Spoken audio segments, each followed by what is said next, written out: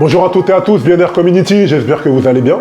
Comme vous savez donc, aujourd'hui nous sommes mardi, et le mardi c'est le jour de Work and Rise. Work and Rise qui est la rubrique de Ball and Rise, pour ceux et celles qui ne connaîtraient pas encore, qui est la rubrique qui donne la tribune aux personnes qui travaillent dans le domaine du basketball.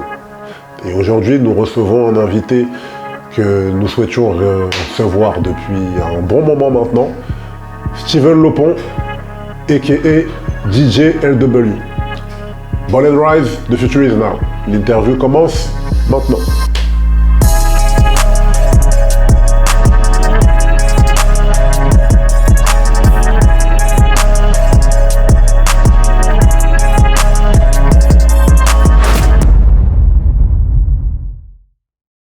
Bonjour à toutes et à tous, Bien Air Community, saison 3 de Ball and Rise. Et comme vous savez, aujourd'hui nous sommes mardi, et le mardi c'est le jour de Work and Rise.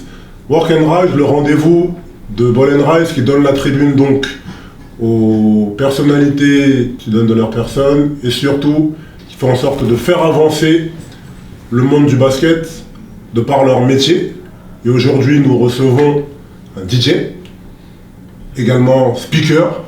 Salut Steven. Je peux aussi dire mon place, c'est mieux, je peux dire LW, c'est aussi... Il n'aime pas son nom de famille, donc Steven, a.k.a. DJ LW. Ça te va comme ça? Voilà, là je peux serrer la main, voilà, comme les ambassadeurs, voilà, là je peux serrer la main. Non, on est tranquille chez Ball and Rise. Bon bah écoute, sans plus attendre, on va commencer. Qui est Steven Lopon? Qui est-ce? Bah déjà, ça va faire maintenant 33 ans que je suis sur cette terre. Moi je suis né en Normandie, j'ai bougé en 91 quand j'étais un peu plus jeune, j'ai commencé beaucoup le basket là-bas et aujourd'hui je suis un passionné, même si on arrive à l'âge où on a le petit bidon, tout ça, on se sait. À peine seulement. Voilà, on reste des gros passionnés de basket, quel que soit notre niveau, quel que soit le niveau qu'on a pu avoir. Et ouais, gros kiffeur de la balle orange, ouais, qu'est-ce que je peux te dire d'autre? Après, sur le plan de personne, on s'en fiche, mais voilà, passionné de musique aussi, donc j'allie les deux maintenant, ce qui fait que je retrouve le plaisir que j'ai dans mes deux passions, et ouais, je suis un privilégié dans mon métier, c'est que je vis mes passions, donc un plaisir, un mec heureux, épanoui, clairement. Très bien, super. Toi, t'as joué un peu au basket? Ouais, un peu, hein. Un petit peu? Un petit peu, ouais, quand même. Comment est-ce que tu as commencé le basket, dis-nous? Un peu comme beaucoup de jeunes de notre génération, on a suivi un peu les copains, on a testé des sports et tout, et moi j'étais un petit peu à part, parce que moi j'ai grandi en Normandie, au Havre. En Normandie? Et au Havre, il y avait à l'époque Saint-Thomas-le Havre qui était à un très très bon niveau, qui est maintenant international 1, qui font d'ailleurs les playoffs en ce moment. Okay. Moi j'ai commencé un peu comme ça, et j'étais un petit peu grand enfin j'étais assez grand, mais j'étais surtout très costaud, on appelait ça de l'embonpoint. Plus que maintenant. Il n'y aura pas les photos, cherchez pas. On les a cherchées, on n'a pas trouvé. Il n'y avait pas, attention, il n'y avait pas Instagram à l'époque. Et du coup, j'ai commencé le basket, ça m'a affiné vachement. Et en termes de. Puis moi, je kiffais ce côté un peu rugueux, le côté un peu besogneux du sport. Un peu bagarre sur le terrain. Voilà, un peu bagarreur. Et surtout ce côté où tu avais cette liberté, tu n'avais pas dans les sports classiques en France, comme le foot ou autre, où tu attaques. Tu défends, tu peux parfois être amené à défendre sur un grand costaud, comme sur un plus petit rapide. Et ce côté, voilà, où tu es sur le terrain, tu es à fond, tu te donnes à fond, tu as des temps de cardio. Ce côté-là me plaisait énormément. Donc j'ai commencé, j'avais 10-11 ans, puis j'ai pas lâché. J'ai pas fait d'autres sports à côté. Ok, ça marche. Jusqu'à quel niveau est-ce que tu as joué du coup? Alors, quand j'étais en 91, donc j'étais dans mes années cadets, j'étais dans Cadet France, deuxième dire à l'époque c'était sur les dossiers, etc. Ouais. Donc j'étais fait Cadet France, puis après j'ai couru un petit peu à gauche à droite sur des petites piges médicales, dans des petits contrats, notamment en Suisse. J'ai été à Montpellier à l'époque où il y avait encore la M3, la M2, Cherbourg un petit peu, puis après j'ai atterri un peu à Rouen, à l'époque il y avait la N1, j'ai vu l'accès de la Pro A et de la Pro B, notamment avec le Kind Arena. Donc moi j'ai vu l'épopée Kind Arena avec des très gros joueurs, anciens joueurs NBA. J'ai eu l'occasion de m'entraîner avec des joueurs NBA. Comme des Quinn Cook. Ancien champion du concours à 3 points du All-Star à l'époque où il était à Miami, si je ne m'abuse. Exactement. Je compte le nombre de fois où j'ai parié 10 balles pour essayer de le battre une fois. J'en ai perdu un salaire, je crois. Ouais, clairement. Puis une fois que j'ai gagné, j'ai dit I quit, j'arrête. Donc non, des belles expériences. J'ai jamais la prétention d'être un très très bon joueur à très haut niveau. Donc j'en ai fait très vite le tour et j'ai commencé à anticiper justement ok, ça va peut-être s'arrêter, j'irai peut-être pas plus haut parce qu'on va pas se mentir, j'étais pas au niveau de la Pro et de la Pro B, je m'entraînais mais j'avais pas d'accès à un contrat réel pro. Donc j'étais content de ce que j'avais, je m'en contentais, mais je savais que j'allais vite limiter là-dedans. Et je me dis que je suis quand même arrivé à un niveau où très peu de gens ont eu accès. Donc j'étais plutôt content de ça. Ok, ça marche. Génial. Du coup, est-ce que tu peux un peu nous parler de ton activité? De DJ notamment. Aujourd'hui, la bascule s'est faite naturellement, je suis resté dans le basket, donc j'étais aussi passionné par la musique. J'ai fait beaucoup de soirées à gauche à droite avec les teammates et autres. C'était souvent moi le DJ des trucs, j'avais les mixtapes avant les Américains pour te dire à quel point je suis en avance sur eux. Et pourtant il n'y avait pas internet et tout à l'époque, parce que avant il fallait sortir les CD, tu te rappelles quand on gravait les CD là. J'ai fait cette transition là, j'avais fait un peu de coaching aussi, mais coaching, c'est-à-dire coaching basket, hein, j'ai passé mes diplômes si tu veux, mais je me suis vite aperçu que t'étais très vite limité à notre époque, en tout cas t'étais assez limité, t'avais pas l'ère des réseaux sociaux et tout, c'était assez niché comme dire, après basket. Et la musique. Comme reconversion, voilà, la reconversion n'était pas super intéressante et lucrative à l'époque. Donc je me suis dit, je vais quand même le faire parce que ça me laisse un pied dedans. Et de fil en aiguille, j'ai grimpé les échelons, j'ai bossé un peu à l'époque avec Trace TV. D'accord.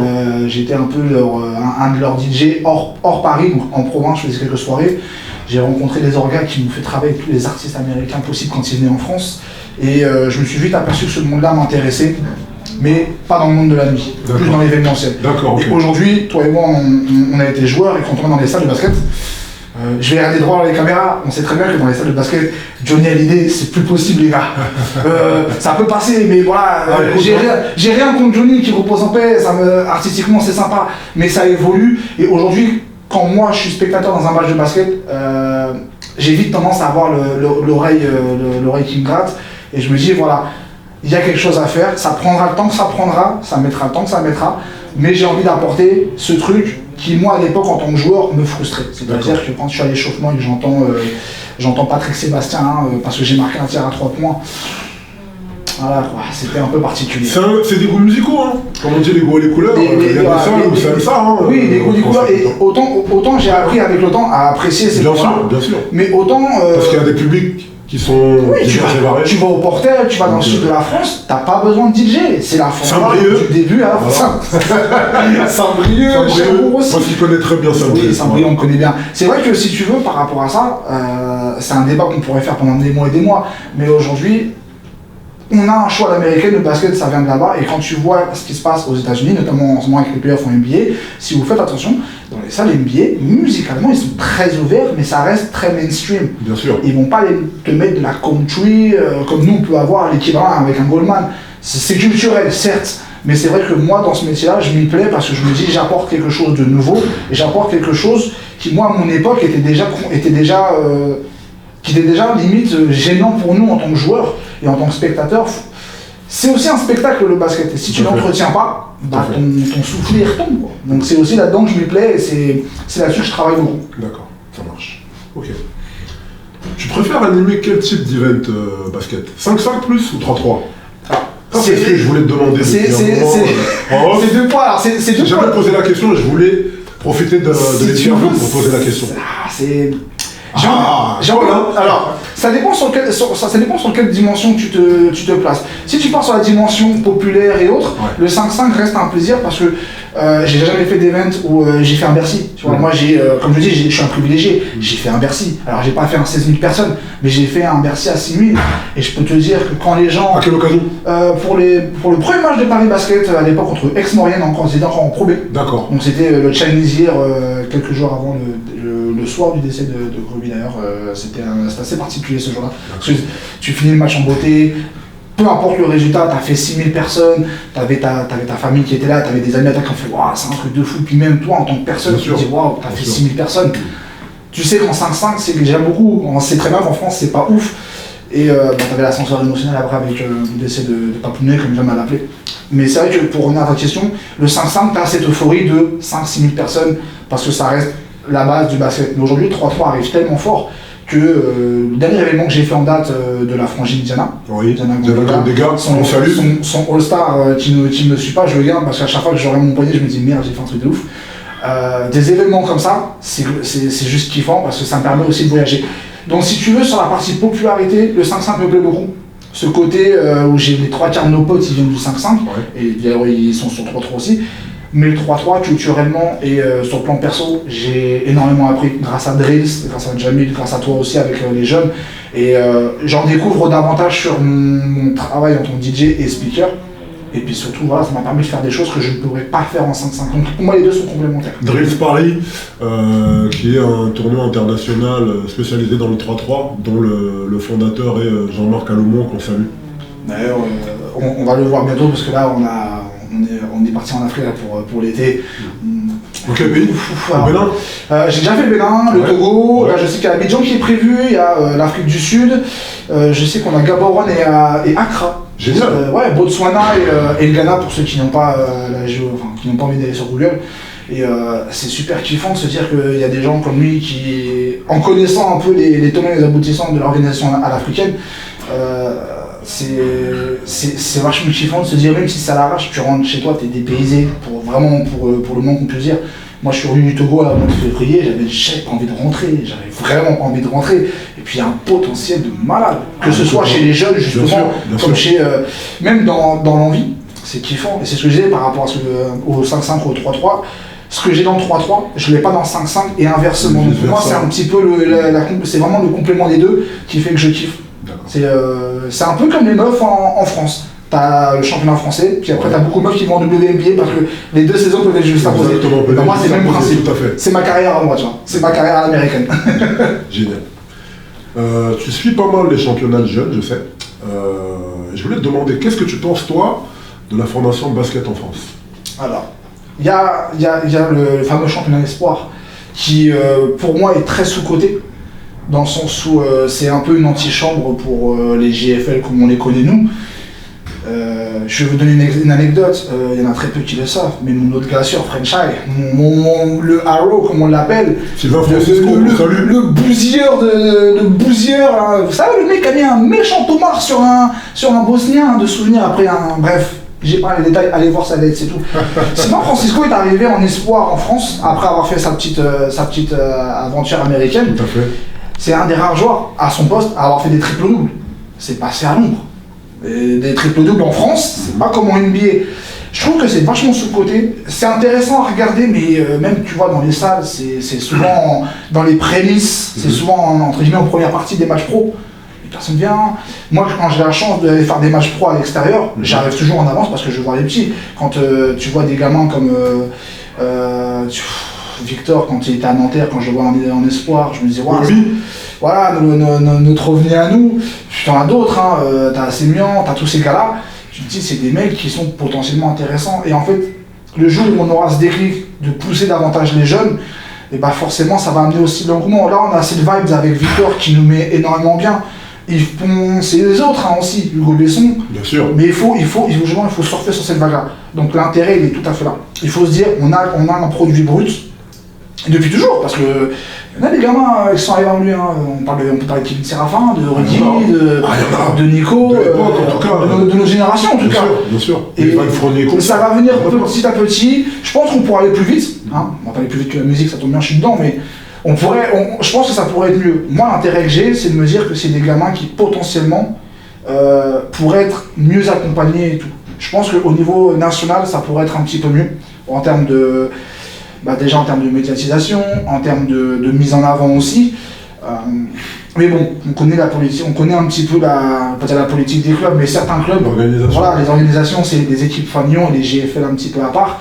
Mais moi, excusez-moi, mais quand t'as des gamins qui ont 15, 16, 17 ans, quand tu les vois à l'entraînement, qui sont en train de laver, amidonner, repasser le linge du carré qui est en face de toi, à un moment donné, tu peux pas te dire, ce gamin-là, tu peux pas le laisser en National 2 à côté, tu vois ce que je veux dire. Donc, ça me plaît. Après, en amateur, c'est comme partout. Tu as des Victor ou une Benyama, on les laisse partout. C'est malheureux à dire, mais on a un exemple. Il y a longtemps, hein. Tu te rappelles Jonathan Jeanne? Oh. Jonathan Jeanne, aujourd'hui, tu sais à quel niveau il joue rien.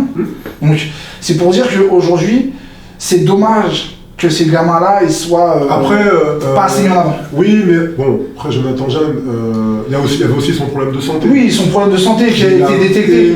Ça, je l'entends, mais justement, Jonathan Jeanne avait le même c'était un peu le même morphotype, alors pas le même style de jeu. Oui, certes, que Victor, tout à fait. Mais aujourd'hui, c'est là où je te dis, aujourd'hui, on est dans une situation, en France en tout cas, où on a les yeux sur nous. La NBA a investi de l'argent sur le championnat. T'as tous ces trucs-là qui font que, et il n'y a pas que ça. Aujourd'hui, on est à l'ère des réseaux sociaux. Si nous, à notre époque, c'est un mec comme Mousse Sonko, il a vu Instagram, mais il serait parti de Paris. On le sait. Des gars comme l'amiral et tout ça aurait été nos générations. Ça, on en parlera dans un autre Ball & Drive, mais Mousse Sonko, ça, c'est encore des gens qui vivaient à notre ère. Oui, à notre ère. Donc c'est générationnel, certes, mais c'est vrai qu'aujourd'hui, les championnats jeunes ont l'avantage d'être beaucoup plus mis en avant. Ceci étant dit, pour moi, c'est pas suffisant. Pas assez. Et encore plus en amateur parce que t'as beaucoup de clubs. Tu vois, moi j'ai joué à Rouen. À Rouen, si t'étais pas avec la Pro B, bah, l'équipe d'en dessous c'était l'excellence région. Donc soit tu étais fond du banc, soit tu étais à 50 points par match parce que tu étais entre les deux. C'est pour moi, c'est toujours une question d'organisation. Et chez les jeunes, c'est aussi pour ça que je kiffe ton projet, c'est que tu as l'opportunité de pousser des jeunes, de pourquoi pas les mettre en avant. Et je suis dans la satisfaction de me dire, si on en sort un, à chaque tournoi on en sort un qui signe un club, ou qui part à l'extérieur de la région parisienne, ou qui bouge, et qui vit du basket, mais si on réussit, c'est l'idée. Donc on essaye d'être dans ce truc-là. C'est pour ça que le championnat jeune, moi je m'y intéresse. Il y a des fois, il y a des petits gamins, je suis pas agent de joueur, mais vas-y, viens, je t'embarque, viens jouer à l'une plage, tu vois, c'est sympa. Viens, on va s'embrieux. À la plage. Allez, à Dunkerque. À Dunkerque, exactement. Fera un peu froid, mais bon. T'en fous, t'es bien payé. Ce sera le principal. Et en plus de ça, il y a l'école à côté. Ok, super, Steven. Alors, on a bientôt les JO, comme tu sais, l'année prochaine. Les fameux, voilà. Les fameux. Les fameux JO de Paris, ça c'est un sujet en ce moment. Les JO de l'Île-de-France. Voilà, exactement. Les JO du 9-3. On se demande comment ça va se passer, mais normalement tout va bien se passer, il n'y a pas de raison. Non, mais voilà. Confiance, attends encore. Bien sûr, on fait confiance à nos instances. Tu vois ça comment, toi?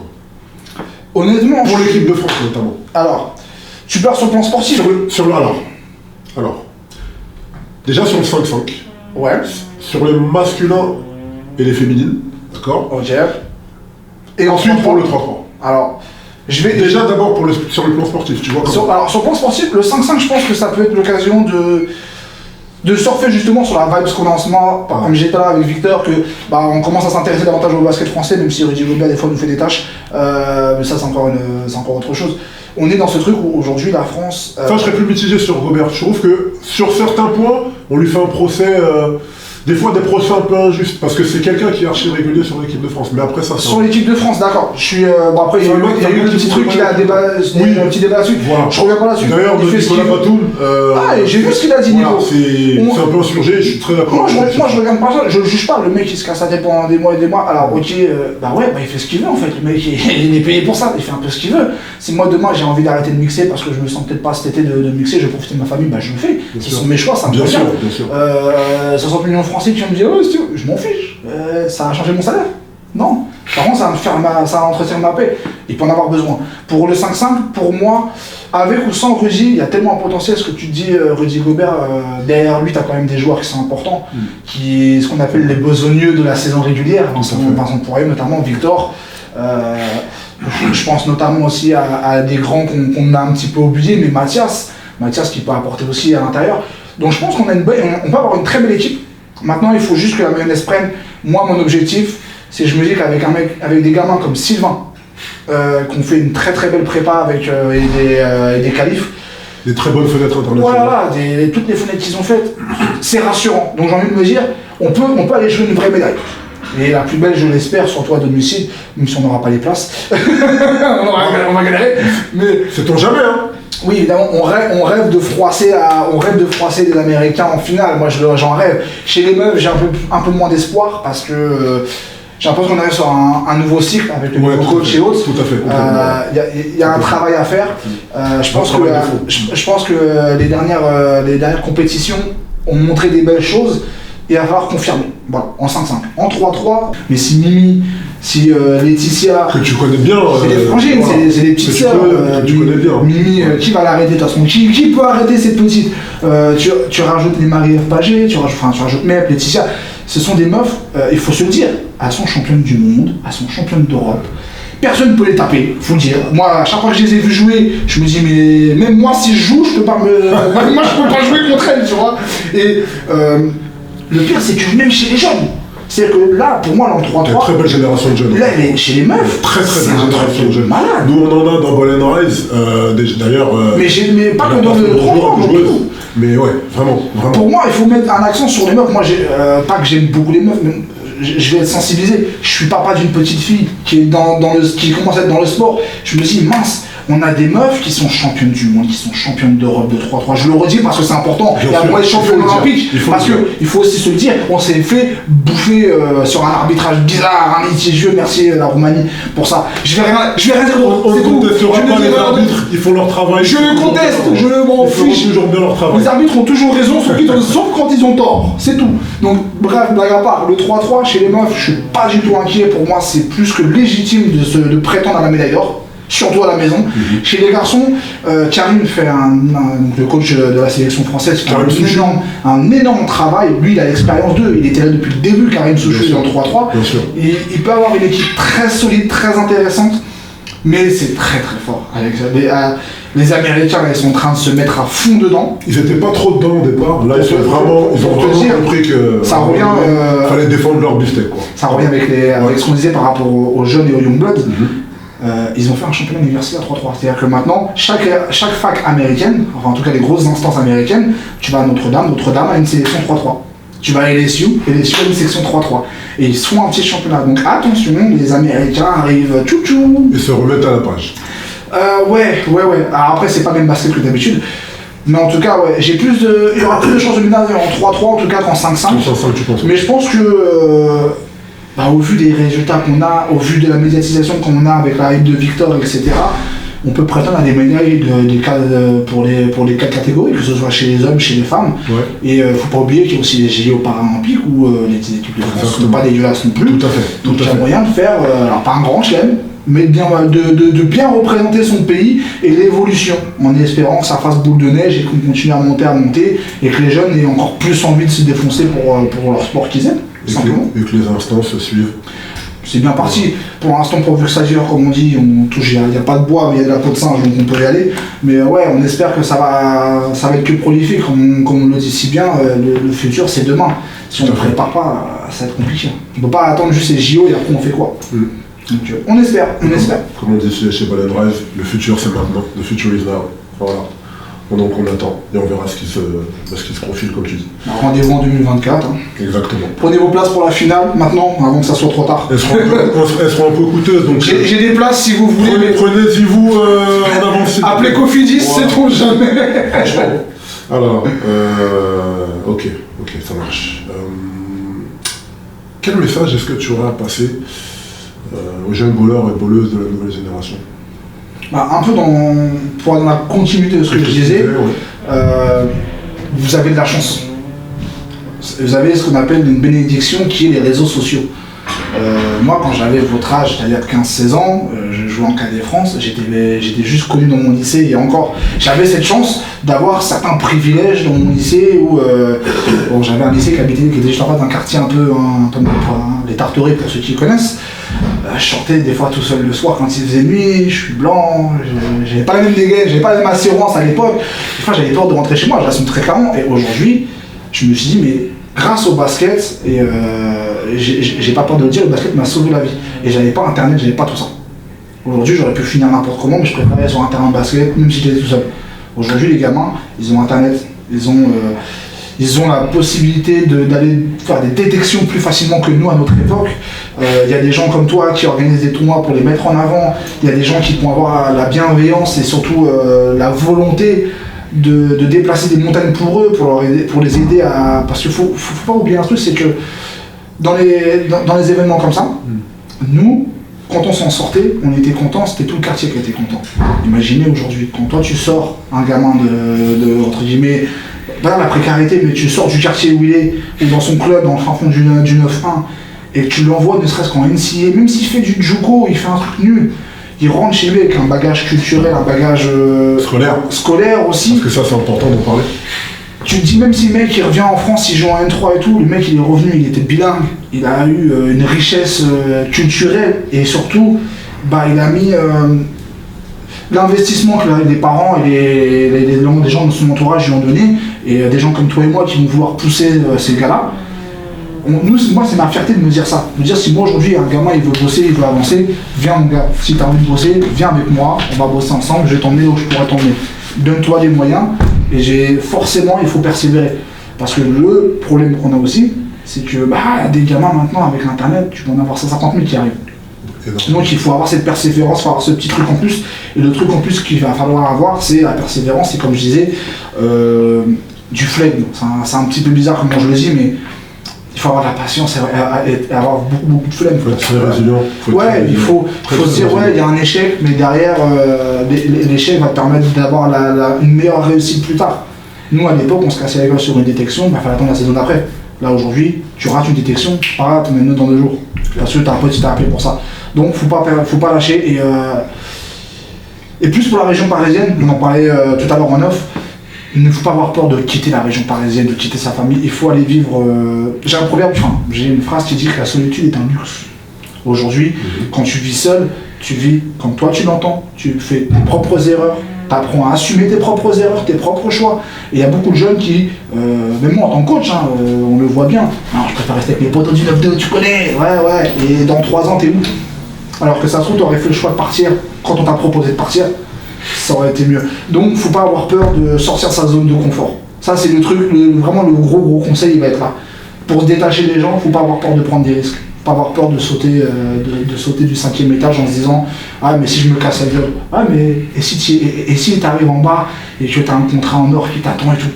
Faut pas avoir peur de prendre des risques. Surtout à l'heure où on est nous, faut pas avoir peur de prendre des risques. Même moi aujourd'hui en tant qu'homme, en tant qu'être humain, même en tant que DJ speaker, des fois je prends des risques. Ça m'arrive de jouer des musiques bizarres et qui passent bien. Donc j'ai pas peur de prendre ce risque-là parce que je me dis au moins j'aurais essayé. Et ça m'a ouvert l'opportunité d'autres choses. Et ces jeunes-là, aujourd'hui, ils sont un peu Instagram, TikTok, je sais pas quoi là. Snapchat, ces conneries-là. C'est bien, mais il faut savoir l'utiliser à bon escient et justement en sortant de cette zone de confort. Faut pas rester sur Snap pour des grosses fesses ou pour des concours de make-up ou pour des vidéos. C'est quoi le truc à la mode là, quoi couper, je sais pas quoi. Foutez-moi ça en vrac, allez voir des coachs de tuto, allez voir où il y a des détections, allez vous renseigner, qu'est-ce qu'il faut faire pour aller en judo, tous ces trucs-là. Parce que c'est bien beau, moi j'ai niveau pour aller en judo. Ah d'accord, ok, mais tu fais comment pour aller en judo? Tu parles anglais? Tu sais quelle note il faut? Tu sais où? Tu sais quand ça recrute? Tu sais comment ça fonctionne? Non. Comment tu vas apprendre à courir si tu ne sais même pas marcher toi-même?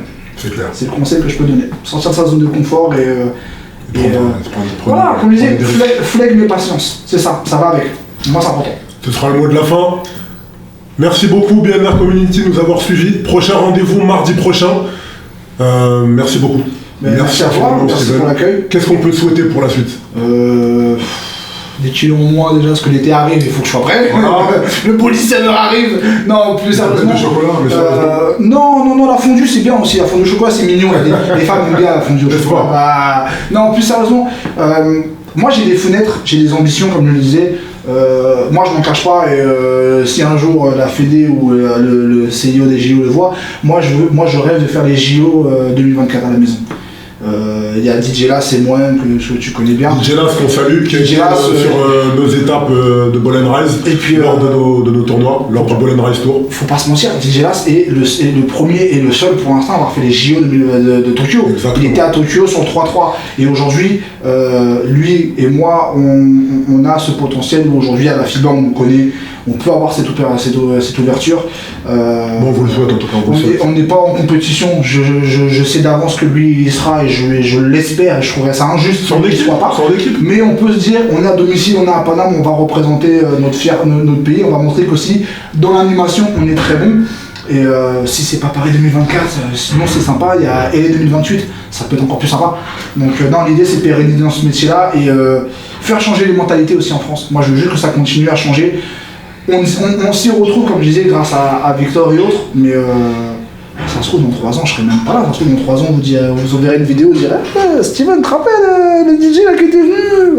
Ça se trouve, je serai en NBA, ça se trouve, je serai DJ de mes Hawks, et puis j'espère qu'on gagnera, parce que ça commence à me grand fan des Atlanta Hawks. éliminé il n'y a pas longtemps malheureusement. Ton tour arrive, voilà, tu m'as cherché, tu m'as eu. Grand fan de Miami et New York, mais dans la série, pour information, je suis New-Yorkais BNR Community. Voilà, pour ceux qui me connaissent. Il est New-Yorkais, mais il connaît 3 joueurs de New York. Non mais ouais. En tout cas, continuons dans les étapes. Comme j'ai dit, step by step. Il y a un proverbe congolais qui dit on prend pas l'ascenseur, nous on prend les escaliers. Ça va dans son sens. C'est un peu comme Ball and Rise. Les gamins ils vont se casser la gueule sur le premier tournoi qui aura lieu prochainement au Robert. Bah c'est pas grave, étape suivante, vas-y, fais le déplacement, prends ton RER et viens prendre ta revanche. L'idée est là et l'idée ce serait que Ball and Rise continue aussi à grandir dans cette idée-là. Donc continuons à grandir mutuellement. Hein. On est déjà bien grand, maintenant on peut que grossir, tu vois, donc on va continuer à grossir. Et évoluer. C'est ça. Merci encore. Ouais, je te remercie. Steven. Prochain rendez-vous mardi prochain. Et n'oubliez pas, Ball and Rise, the future is now. Ciao.